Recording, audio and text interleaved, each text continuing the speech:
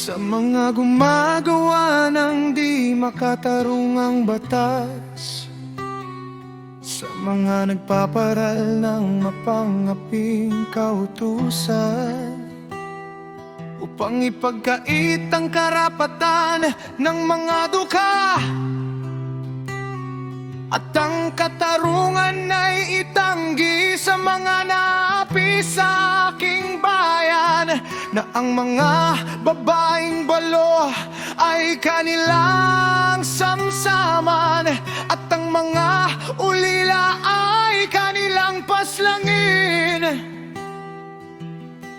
Ano ang inyong gagawin sa araw ng pagdalaw, kapag ang kapahamakan ay dumating mula sa malayo?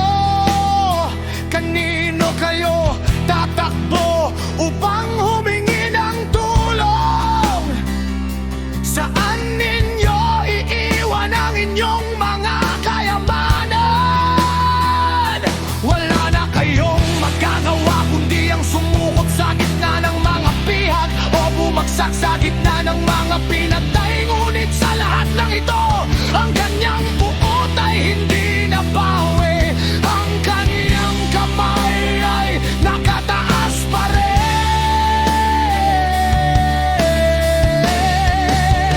Ang paghatol ng Yahwa sa Assyria.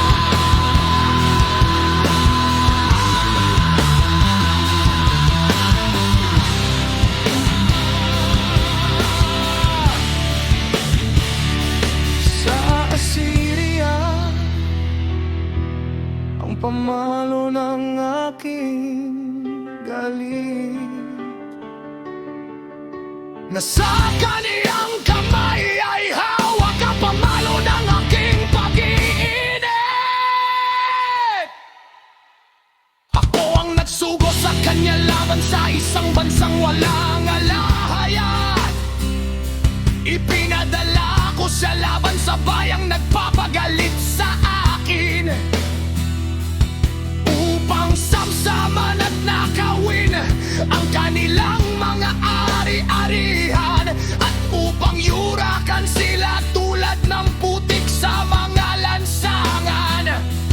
Ngunit hindi ito ang kanyang layunin. Hindi ito ang nasa kanyang isip. Ang kanyang hangarin ay sirain at lipulin ng maraming bansa.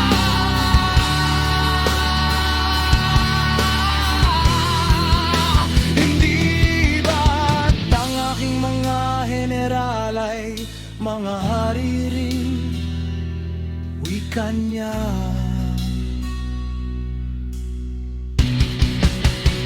Hindi ba't ang kalino ay naging gaya ng Karchemish?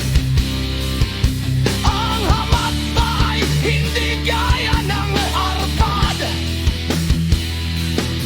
At ang Samaria ay hindi gaya ng Damasco?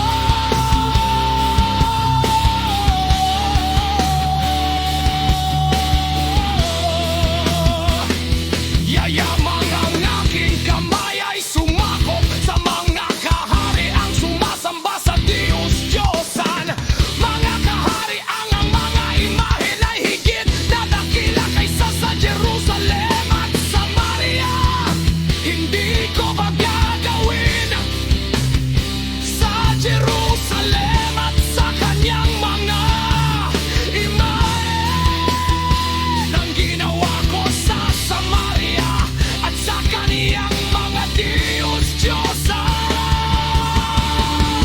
Ngunit kapag natapos ng Yahwa ang kanyang gagawin laban sa bundok ng Zion at Jerusalem, kanyang sasabihin, paparusahan ko ang hari ng Assyria dahil sa kanyang palalong puso at sa kanyang mapagmataas na tingin.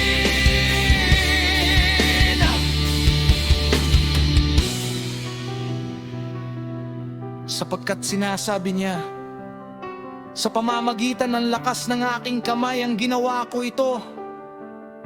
At sa aking karunungan, sapagkat ako'y may unawa. Inalis ko ang mga hangganan ng mga bansa. Sinamsam ko ang kanilang mga kayamanan. Tulad ng isang makapangyarihan ay dinaig ko ang kanilang mga hari. Tulad ng pag-abot ng kamay sa isang pugad, ganun dinabot ng aking kamay ang mga kayamanan ng mga bansa. Tulad ng pagtitipon ng mga tao ng mga itlog na inihanap, ganun ko tinipon ang lahat ng mga bansa. Walang nagwagayway ng pakpak o nagbukas ng bibig upang sumiyap. May pagmamalaki ba ng palapulang taong pumapalo nito? Unang lagari ang taong gumagamit nito.